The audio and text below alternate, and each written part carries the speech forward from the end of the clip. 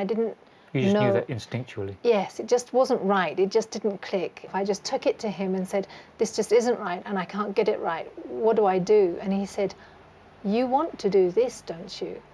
And it's, yes, that's exactly what I want to do. You know, how did he know? He reads me more than I realize, more than I can say. He knows where it is that I want to go, what I'm trying to express. Or one time he put a silk handkerchief over. I thought I'd sanded it perfectly and I was going to him to be praised. And he put a silk handkerchief over it and he said, feel it. And there were lumps and bumps everywhere. And it was like, oh dear. Wow. But I couldn't see it, but he could see it. But it took the silk handkerchief and that for me to be able to realize it. And at that particular time, I was too heavy-handed. So then, easy does it, I realized. Not only with sanding, also you have to be delicate.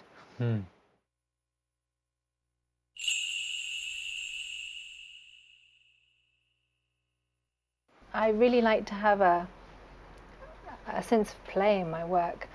So when it came to making the legs, I thought I would have this little friend going to wake up his friends. Wow, and that's something you're not even going to see unless you turn it upside down, and I would imagine most people don't. So you're the only one. Did. Yeah, but if you did, yeah.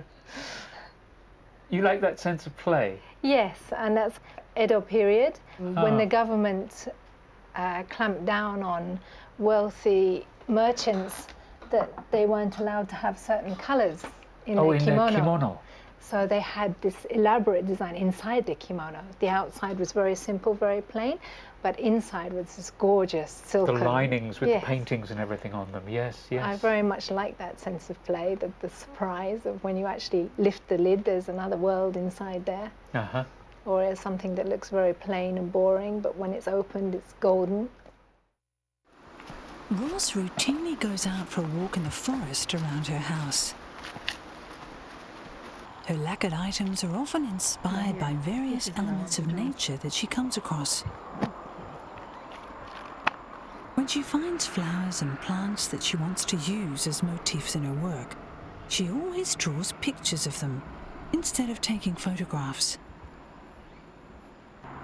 She believes it's important to closely observe the shapes and lines found in nature. So this is a leaf from the mountain out there. I get a lot of inspiration from nature, so I do an awful lot of drawing of leaves and flowers and shells and natural formations. I would like to move on to animals, except I'm not very good, I'm afraid. I would like to have a series of bird designs. The lines of birds are exquisite, so. And that was the inspiration for. Oh, for this? Yes. And then the back of this leaf is actually white. So I made the back of the leaf silver. That silver on the red really is a very, very interesting colour. And it's not something you see. What technique in particular with doing this silver on red? This is maquille. We're going to probably have to explain the term maquille, which is it's a technique used with urushi. It's a decorating technique. Maquille is actually you apply a thin coat of lacquer and then a sprinkle on your gold powder or silver powder. How did you come up with that? I don't think I've seen that colour before. I think the Japanese tend to they stick to one pattern. They do what they've been taught to do and don't try anything else. Whereas I took the techniques and then experimented with them so I could come up with my own original style. The Japanese tend to have boundaries, and within that boundary they're masters. But out of that they have no idea. So there is that line, that boundary, but I study within that boundary and then I go, I take a step over.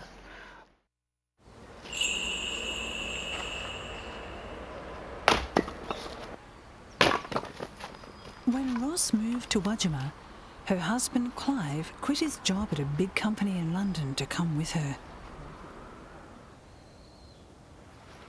Their daughters were born and raised in Wajima.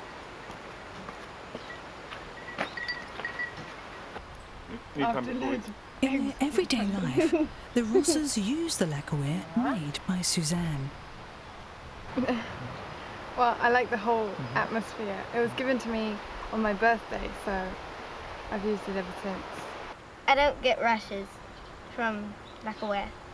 That's one of the reasons I want to do lacquerware.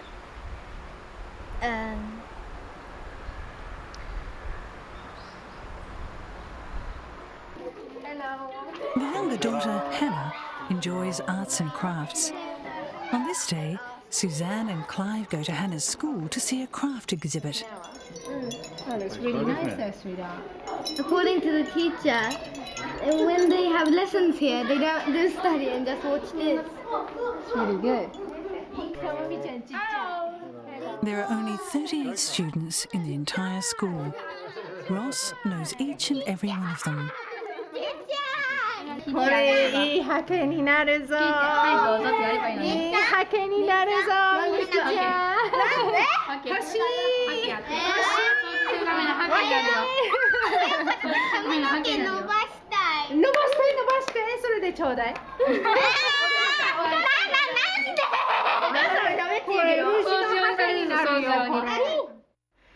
Did you find that the people were welcoming? First of all, I think they thought we came from another planet. They pointed at us and said, foreigner, foreigner, everywhere we went, which was quite disconcerting. Then for my first child, going to school with an all Japanese children, being the only foreigner, I think she had quite a hard time. But my second daughter, the first daughter opened up the way for her, so everyone has accepted us now. We're just part of the fixtures and fittings, but at first it was really like coming from a different planet. How many years have you been here in Wajima? 20 years. 20 years, wow. I mean, it must be quite challenging at times, I'm sure. In deep snow it's very challenging, and thunderstorms, and when the river breaks its banks and we end up as an island, that can be quite challenging. That happens, does it? Oh yes. And on a regular basis? Once a year it'll break its banks, yes. Okay. And I don't know, it makes me feel like I'm alive. We have wasps' nests and deadly poisonous snakes and all sorts of landslides. It's a real adventure. And I mean, I'm a city boy. So am I, London. Really? So you never lived in the country before coming here? Never quite like this, but I wanted to try it. Summer 2010. Ross submitted this dish to a traditional tea vessel contest. Today the results are being announced. Ross. Suzanne Ross. Suzanne Ross. Ah, Chiji show. You got the kit. Chiji show, though. You got the. From Mangetsu? Yeah. Unbelievable. Yes! Hannah! Yes. I made a sweet dish for a tea ceremony, and it won the prefectural governor's prize. Thank you. In the world of the tea ceremony, traditional values are of paramount importance. There are many regulations on tea vessels. The size, thickness, and other physical characteristics must meet established criteria. She goes to share the good news with an artisan she knows well. Hello.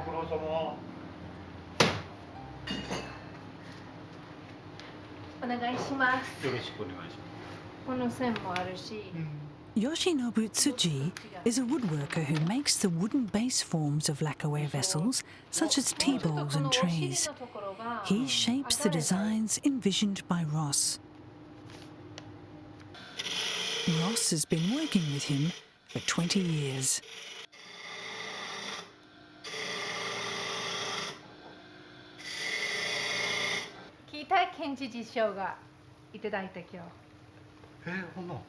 兼六園お茶会。おめでとうございそれます。おかげさまでそれはすごいですね。器辻さん弾いてくれた菓子本。ああ、なんか。そうや。おめでとうございます。ありがとうございます。すごい。やっとスザンさんも芽が出てきたところなんですからそういう点ではこれから輪島のためにも頑張ってほしいなと思います。How far along the path do you think you are, if you can see it objectively? Front doorstep? Really? Yes, I think so. It's that hard, is it? It's not I mean, so, you've got some beautiful stuff here. It's not so hard as the more you know, the more you realize that there is to know. Okay. And it's just like peeling an onion. You go deeper and deeper and deeper down the layers. And I've realized recently that I'm never going to get to the bottom. So 300 years was a fairly good estimate, was it? I think so. I've decided, I'm not going to master this art. It's till death do us part, I think.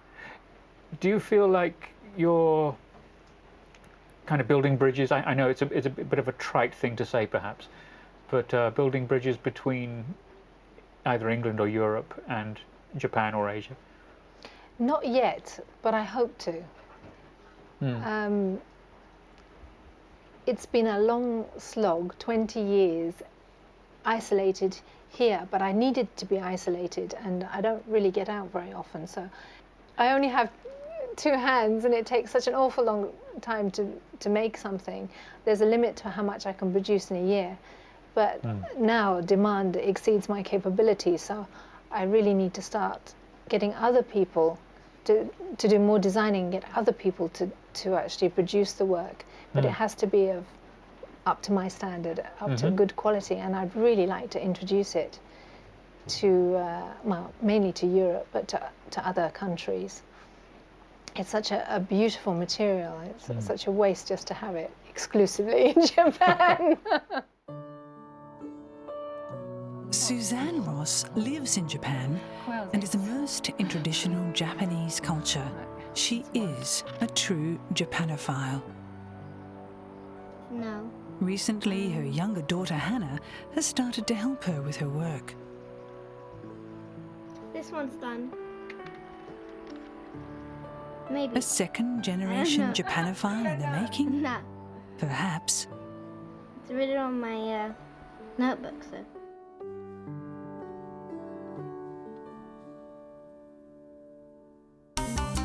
Next time on Japanophiles, we meet David Bull, a woodblock printmaker from Canada.